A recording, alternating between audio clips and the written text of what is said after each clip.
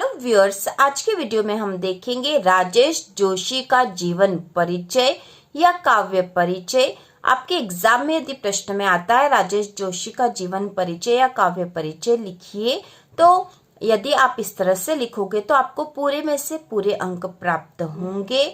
यदि जीवन परिचय में बिंदु दे रखे होते हैं जैसे रचनाएं, भाव पक्ष, कला पक्ष और साहित्य में स्थान, तो वह भी आप इस तरह से लिखने वाले हो तो आपको पूरे में से पूरे अंक प्राप्त होंगे। तो शुरू करते हैं। सबसे पहला पॉइंट है रचनाएं।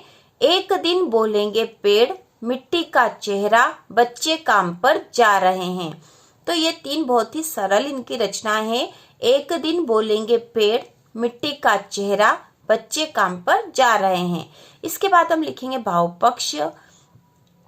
राजेश जोशी की कविताएं गहरे सामाजिक अभिप्राय वाली होती है। उनकी कविताओं में मानवता को बचाए रखने का निरंतर संघर्ष दिखाई देता है। वे जीवन में आशावाद का संदेश देते हैं। तो यह उनका भाव पक्ष है। राजेश जोशी की कविताएं गहरे सामाजिक अभिप्राय वाली होती है। उनकी कविताओं में मानवता को बचाए रखने का निरंतर संघर्ष दिखाई देता है। वे जीवन में आशावाद का संदेश देते हैं। इसके बाद इनका कला पक्ष है।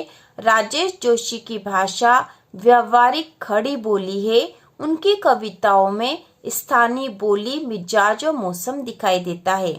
कला पक्ष में राजेश जोशी की भाषा व्यवहारिक खड़ी बोली है।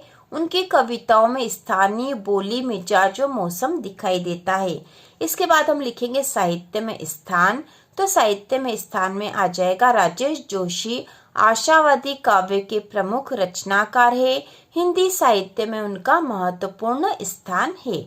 तो इस प्रकार से हम लिखेंगे। यदि एग्जाम में प्रश्न में यह आता है कि उनके काव्यगत विशेषताएं लिखिए, तो काव्यगत विशेषताएं में हम उनकी रचनाओं के साथ भाव पक्ष और कला पक्ष यदि लिख देंगे तो हमें पूरे में से पूरे अंक प्राप्त होंगे। काव्यगत विशेषताएं यही होती है, उनका भाव पक्ष और कला पक्ष। तो भाव पक्ष में है राजेश जोशी की कविताएं गहरे सामाजिक अभिप्राय वाली होती है। उनकी कविताओं में मानवता को बचाए रखने का निरंतर संघर्ष दिखाई देता है।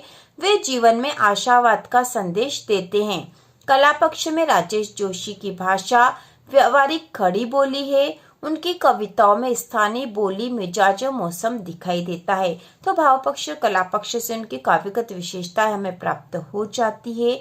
तो इस प्रकार हमने राजेश जोशी का जीवन परिचय या उनका काव्य परिचय देख लिया है। तो इसी प्रकार के और वीडियो देखने के लिए चैनल को सब्सक्राइब कीजिए।